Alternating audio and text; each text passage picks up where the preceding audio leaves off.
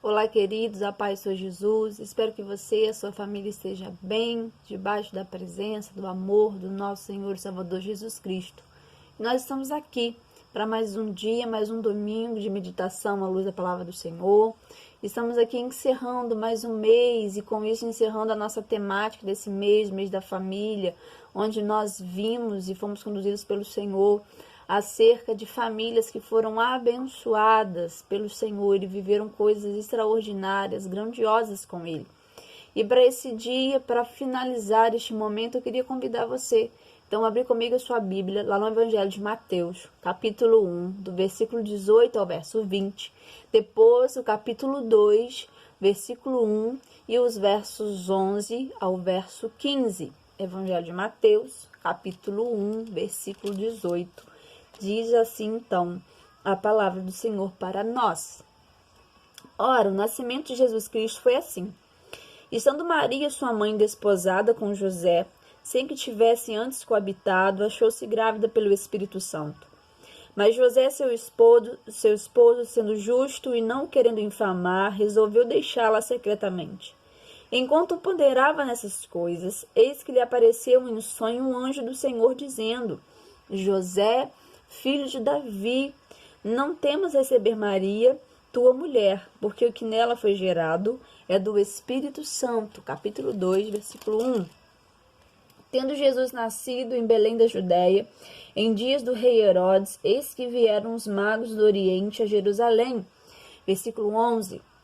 Entrando na casa, viram um menino com Maria, sua mãe. Prostrando-se, o adoraram.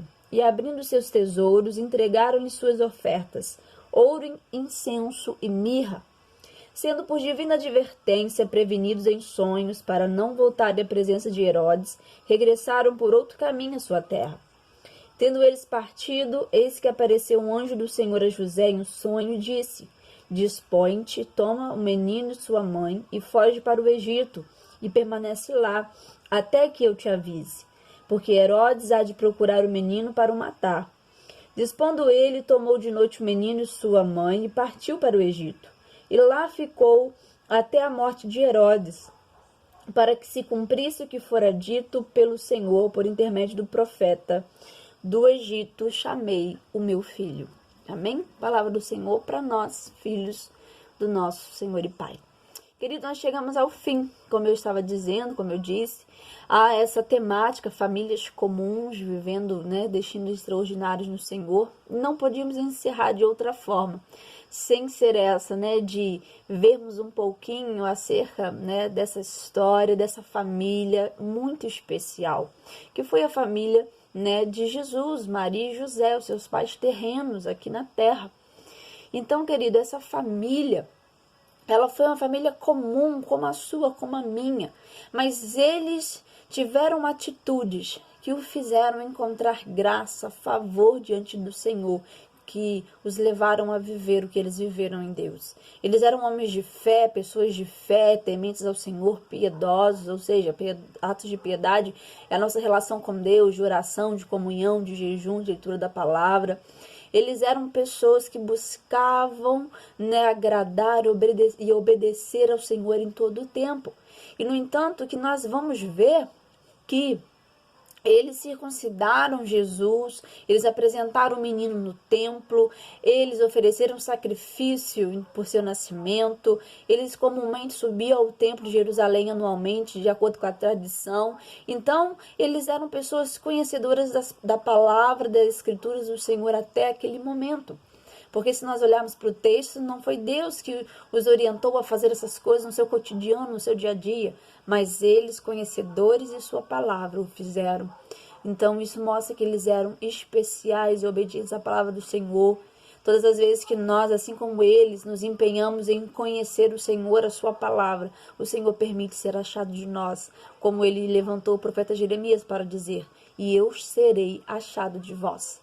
Então, a primeira coisa que eu quero destacar dessa família é que todo encargo, chamamento, missão do Senhor é para ser vivido por toda a família. É por todos, querido, que o sonho do Senhor, que o Senhor deseja que todos vivenciem os seus projetos, os seus sonhos. É para todos da sua casa. Se nós olharmos o capítulo 1, de Mateus que lemos, do versículo 18 ao verso 20, vamos ver no verso 18 que Maria se achou-se grávida por obra do Espírito Santo de Deus. Mas os versículos seguintes vão dizer para nós que ela estava desposada, o mesmo que noiva de José. Ou seja, todo o plano, o sonho que vem do Senhor é para ser gerado no seio familiar, é para ser concebido nesse ambiente familiar. Deus escolhe esses dois, tanto Maria quanto José, para fazer do seu projeto um projeto, ampliado para alcançar a todos nós. Então é para toda a família, é para ser gerado em todos. Maria, ela vai gerar, mas a obra do Espírito Santo vai mobilizar e movimentar toda a sua casa. No entanto, que o anjo vai aparecer para José e vai dizer para ele que aquilo que Maria estava concebendo, o fruto que ela estava gerando, vinha do Senhor. E eu quero dizer para você, esposo, marido, filho, faça como Maria.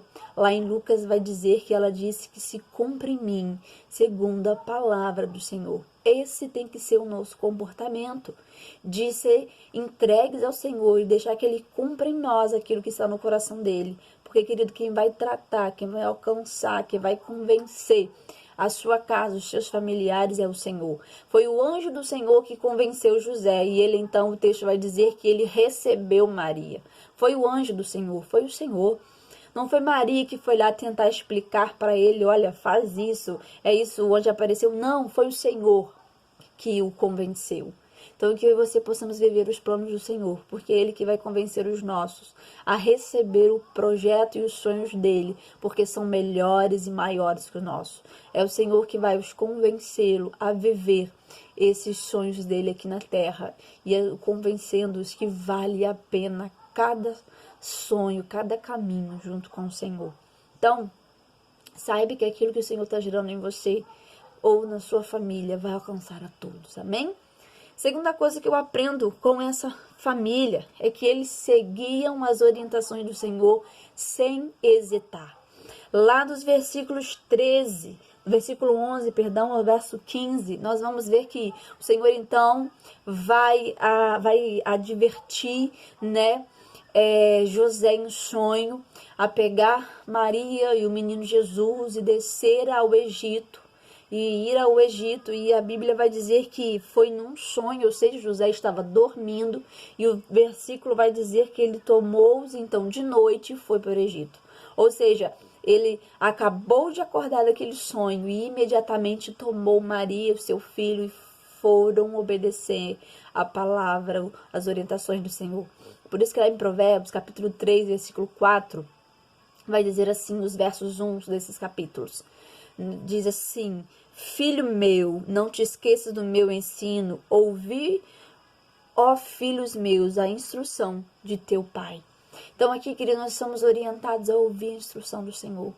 Ouça, siga as instruções que o Senhor está te dando imediatamente, não deixa para amanhã ou para depois aquilo que Ele está sinalizando para você hoje. Faça como José, siga de modo imediato aquilo que o Senhor está te direcionando, sem hesitar, sem questionar, sem duvidar. Confia no Senhor, porque Ele faz do lugar de morte manifestação de vida, porque o Egito simbolizava isso, lugar de morte, mas o Senhor trouxe de lá salvamentos, trouxe de lá socorro, libertação daquele lugar improvável, inóspito. O Senhor gerou maravilhas. Moisés foi escondido no Senhor no Egito até o tempo que o Senhor o levantou como libertador. José foi levado para o Egito até o tempo que o Senhor o colocou como governador. Então é desses lugares improváveis que Deus faz grandes coisas, é desses lugares, que a gente olha e é ambientes de morte que Deus manifesta a grandiosidade do poder dele, exatamente porque Deus gosta de confundir as coisas sábias desse mundo, querido, elegendo e levantando as coisas loucas e desprezíveis para aniquilar aquelas coisas que são a nada. Porque a palavra do Senhor é loucura para aquele que não crê, mas para aquele que crê é poder do Senhor. Então confie na orientação do Senhor. Mesmo sem compreender, mesmo se Ele estiver te levando, te direcionando a ir para o Egito, a ir para esse lugar que você não está compreendendo, acredite, confie e siga as orientações que o Senhor está te dando, porque os pensamentos, os caminhos dele são maiores e mais elevados que o nosso. O Senhor, ele vê aquilo que os nossos olhos não estão vendo momentaneamente. Confia no Senhor, querido, e segue as suas orientações. Porque Jesus, ele estava nascendo, na verdade, ele nasceu, diante dos olhos de Herodes, e Herodes não percebeu. Moisés, ele nasceu e foi criado no palácio de Faraó, e Faraó não o reconheceu. Quando nós somos gerados no Senhor, quando nós seguimos as orientações do Senhor, o Senhor nos esconde no seu pavilhão, o Senhor nos esconde debaixo das suas asas, e o nosso inimigo não nos encontra, porque o Senhor não o permite e o cega, e nós vamos viver e gerar os sonhos do Senhor, porque Ele vai nos esconder nele das coisas que vêm para tentar matar aquilo que o Senhor está gerando na sua vida, na sua família. Então confie nas instruções do Senhor, porque Ele sabe exatamente o lugar certo de te esconder até o momento de você viver as grandes coisas que o Senhor tem para a sua vida e para a sua casa. Amém? Terceira coisa que eu aprendo com essa família é que a casa que tem Jesus, então agora no versículo 11, ela possui ouro. Sim, o ouro simboliza recursos, o ouro simboliza provisão. Quando a família de Jesus, José e Maria confiaram no Senhor e seguiram suas orientações, eles receberam então do céu a provisão que eles precisavam. E o texto vai dizer no capítulo 1 e no versículo 11 também que foram os magos que trouxeram, ou seja, um povo estranho, um povo longínquo, um povo que vem de longe. Eu quero dizer, querido, que a provisão do Senhor, quando chegar o tempo do Senhor alcançar a sua casa, ela virá dos lugares menos improváveis. Ela virá dos lugares que você jamais imaginaria. Ela virá de lugares, que nós jamais esperaríamos que de lá viesse. Então, quando chegar o tempo, o Senhor vai trazer provisão, o Senhor vai trazer o recurso, o suprimento sobre a sua casa, sobre a sua família. E olha que coisa incrível, a primeira oferta que eles trazem é o ouro, é o recurso. E quando nós olhamos e nós vimos que Deus então orientou essa família a descer para o Egito, a viajar para o Egito, e aí eu aprendo algo fantástico, querido, com isso, é que quando Deus te dá sonhos para você gerar, é Ele que vai se encarregar de enviar os recursos para manter esse sonho, é Ele que vai enviar o recurso para manter vivo aquilo que Ele gerou no seu coração. Então sonha no Senhor, porque é Ele que supre todas as suas necessidades. E aí lembra da viúva de 2 Reis capítulo 4? O seu marido vai falecer e infelizmente não vai conseguir quitar todas as suas dívidas. E então chegam os credores querendo levar os seus filhos como pagamento, como escravos. E ela chega diante do profeta Eliseu, e conta a situação. E o profeta pergunta: o que você tem na sua casa? Ela diz: apenas uma botija de óleo, de azeite. Então o profeta diz: olha, pega as vasilhas emprestadas. E aí ela faz isso e daquele milagre, daquela multiplicação daquele óleo, ela então tem o recurso para pagar a sua dívida. Eu quero te dizer, querido, que a sua família, a sua casa, os seus filhos são do Senhor. No tempo certo, o Senhor vai enviar provisão e vai mantê-los. E nada nem ninguém vai escravizá-los. Aquilo que é do Senhor, a sua família veio do Senhor. Então o Senhor, Ele não vai permitir que nada venha aprisionar, escravizar a sua família. Deus vai enviar provisão, como Ele fez com essa viúva, e nada os tirou os seus filhos de perto dela. Deus vai enviar provisão para nós, diante dos sonhos que Ele tem colocado nos nossos corações. Amém? Quarta coisa que eu aprendo com essa família é que a casa onde tem Jesus possui o incenso. O incenso na Bíblia simboliza adoração, porque no templo existia um altar do incenso destinado para o incenso, e o incenso era uma oferta de adoração. Então, quando recebeu-se o incenso, quando eles receberam o incenso, Deus estava sinalizando para José e Maria: olha, vocês estão longe do templo, mas faça do lugar onde vocês estão um lugar de adoração. Por isso, querido, adore ao Senhor, independente daquilo que você esteja enfrentando. Adore ao Senhor independente do lugar onde você esteja, continue o adorando, faça deste lugar um lugar de adoração ao Senhor. E aí lembramos do episódio do Êxodo 15, lá o povo acabou de atravessar o Mar Vermelho. Então, a Bíblia diz que Moisés e os filhos de Israel, Miriam e as mulheres, irromperam com um cântico.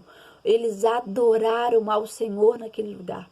Só se nós olharmos o contexto, a gente vai ver que eles acabaram de atravessar o Mar Vermelho. O mar se fechou atrás dele. Então, eles olham para trás e tem um mar. Ao olhar para frente, eles se deparam com um deserto a perder de vista. E mesmo no meio do nada, humanamente falando, eles adoraram ao Senhor. Justamente porque a adoração, ela nos leva não só a adorar o Senhor por aquilo que Ele é, mas ela também é um lugar de proteção para nós.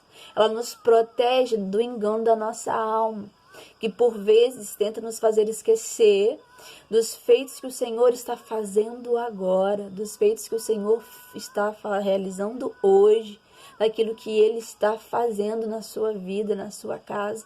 Ou nos fazer esquecer, nos enganar, né, dizendo para nós, a nossa alma, de que o Senhor não está conosco. Então, querido, a adoração, ela é um convite à celebração a um Deus que está conosco o tempo inteiro, independente do lugar. Então, que possamos adorar o Senhor, independente daquilo que estamos vivendo, independente daquilo que estamos passando. Adore o Senhor, que a sua vida seja um verdadeiro lugar, um altar de adoração, onde quer que você vá, onde quer que você esteja, que ali você levante altares de adoração ao Senhor. Amém? Quinta coisa que eu aprendo com essa família é que a casa que tem Jesus, ela possui mirra. A casa que tem Jesus possui cura. Porque a mirra, querido, além dos seus inúmeras especificidades, inúmeras características, ela também era usada como um elemento medicinal, como uma erva medicinal para curar e, ora, aliviar feridas. Então, imagina, José e Maria, eles andaram por quilômetros. Então, se eles não tinham feridas por conta do desgaste, no mínimo eles tinham incômodos. Então, a mirra era colocado para aliviar, para curar esses incômodos, essas feridas. E eu e você, ao longo da caminhada pela vida, nós vamos tendo feridas. As feridas são inevitáveis. Mas o Senhor, então, Ele tem mirra, Ele tem cura para derramar sobre nós. Independente das esferas que elas sejam. Elas podem ser feridas espirituais, na alma ou no corpo. Ainda assim, o Senhor tem cura para todas elas. E eu recordo-me de Naamã. Naamã, no capítulo 5 de 2 Reis, é o estereótipo, é o exemplo maior de cura em todas as esferas. Ele foi curado espiritualmente, na alma e no corpo. E quando nós olhamos para a narrativa, nós vemos que Naamã foi curado espiritualmente, porque a Bíblia vai dizer que ele era alto comandante da Síria. Síria era um povo pagão, um povo que não cultuava o nosso Deus. Então uma jovem que vai ser levada, uma jovem serva que vai ser levada de Israel para a casa de Naamã, vai fazer Deus conhecido de Naamã, da sua casa, e até mesmo do rei da Síria, porque Naamã, ao pedir carta de permissão para Israel, ele tem que mencionar então acerca de Deus. Então o Senhor é conhecido como Senhor, como Rei dos Reis daquele lugar. Então, quando Naamã se dispõe a Israel, atrás da cura, foi porque ele conheceu e ouviu falar quem era o Senhor. Então aí nós temos cura espiritual, quando se ouve e reconhece o Senhor e a sua palavra como a única capaz de curarmos. A cura da alma também aconteceu para Naamã. Porque se nós olharmos na narrativa do capítulo 5, em um dado momento, Naamã vai se indignar contra Eliseu, porque ele vai dizer assim: eu achei que ele iria se colocar em pé e iria invocar o seu Deus. Olha aí o conhecimento que ele já tinha sobre Deus, ele já conhecia, já tinha ouvido falar sobre Deus. E eu achei que ao invocar o seu Deus, ele iria colocar a mão sobre a ferida e eu ficaria curado. E aí no versículo seguinte ele diz assim: não são os rios de de Abana e os rios de Farfa, rios de Damasco, melhor do que os rios de Israel? Justamente porque o Rio Jordão era um rio sujo, um rio de águas escuras. Então, quando nós vemos essa postura de Naamã, nós vemos que ele precisava de cura na alma, porque ele era orgulhoso, soberbo, prepotente. Mas então ele se curva, ele se quebra e ele vai então obedecer as orientações. E aí, quando ele cede e cumpre as orientações que veio do Senhor, ele então tem a cura da alma. Quantas das vezes nós somos impedidos de sermos curados pelo Senhor, pelo nosso orgulho, porque nós até queremos a cura e a manifestação do Senhor, mas queremos do nosso jeito, a nosso modo. Não, querido, não vai ser assim. Mas se eu e você nos sujeitarmos à vontade do Senhor, Ele tem cura para derramar sobre as nossas vidas, sobre a nossa casa. E então Naamã também vivenciou a cura física, a cura do corpo, porque o verso vai dizer que ao mergulhar 7 vezes no Rio Jordão, ele então a sua carne vai ser curada e vai ser se tornar como a carne de uma criança, a Bíblia diz. Ou seja, ele vai ter a restauração do seu corpo físico. Então, ele tem a cura do corpo. O Senhor tem cura para derramar sobre as nossas vidas em todas as esferas. Então, a casa que tem Jesus tem ouro, tem recurso, tem cura. A casa que tem Jesus tem adoração.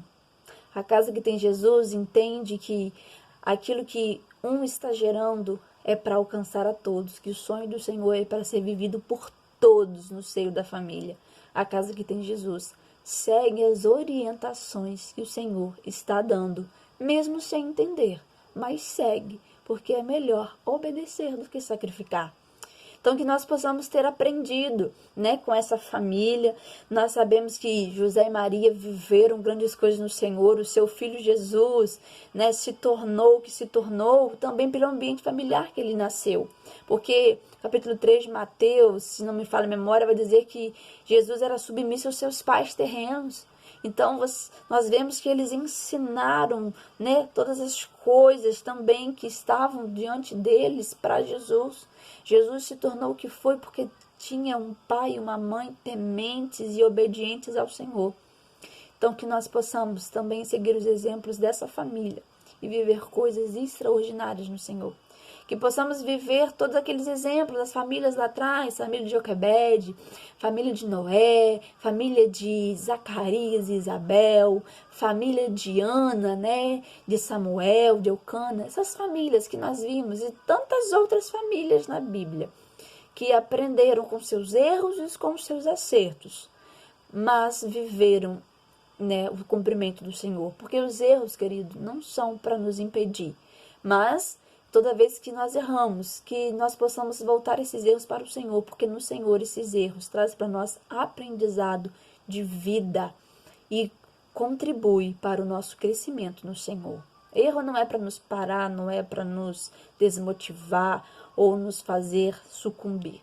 É para nós continuarmos aprendendo as lições que vêm deles. Então, que tudo aquilo que nós fizermos, seja em acertos, seja em erros, que possamos nos voltar para o Senhor e que as nossas vidas, a nossa família, a nossa casa, então, viva o melhor do Senhor nessa terra. Porque é isso que Deus tem para nós, querido, o melhor. Amém? Então, que a sua casa, a sua família seja ricamente abençoada pelo Senhor. Porque nós vimos que família, ao longo desse mês, é um projeto do Senhor, nasceu de acordo com a imagem e semelhança dos céus, então ela foi projetada na terra. Então o Senhor tem a maneira certa de conduzir e de edificar a sua e a minha casa. Então que possamos buscar sempre no Senhor essa forma e vivermos dias inesquecíveis com o Senhor aqui na terra. Amém? Vamos orar? Pai, nós queremos te agradecer. Obrigada, Senhor, pela sua palavra, porque a sua palavra é vida, sua palavra fala conosco, sua palavra tem peso de eternidade. Obrigada, Pai, porque em todo tempo o Senhor está gerando em nós, segundo o teu coração, as promessas que o Senhor ainda tem para cumprir na nossa vida, na nossa casa, na nossa descendência. Nos faz entender, Pai, que aquilo que vamos viver, aquilo que o Senhor tem gerado em nós, é o Senhor que vai dando recurso para vivenciar cada palavra que o Senhor está nos direcionando. Nos ensina a continuar te adorando, independente do lugar. Nos ensina a continuar confiando e seguindo as suas orientações. Nos ensina a continuar nos derramando diante do Senhor, porque o Senhor tem cura para aquilo que a nossa vida precisa, seja no espiritual, seja na alma, seja no corpo. O Senhor tem, Pai, para derramar sobre nós. Nos ensina, Jesus, a estar contigo neste lugar santo, neste lugar, Senhor, agradável, neste lugar pleno de paz, neste lugar bom, que é a sua presença, para ali sermos alimentados e nutridos pelo nosso Deus e Pai, nosso Salvador eterno. Então abençoa-nos, Pai, abençoa a nossa família, os nossos filhos, a nossa casa, que aquilo que está no teu coração alcance a cada um de nós no tempo estabelecido pelo Senhor. É o que nós oramos e entregamos as nossas famílias aos seus cuidados, no nome de Jesus. Amém. Amém, querido? Que Deus te abençoe e te guarde, e que você e sua casa viva coisas grandiosas no Senhor. Amém? Deus te abençoe.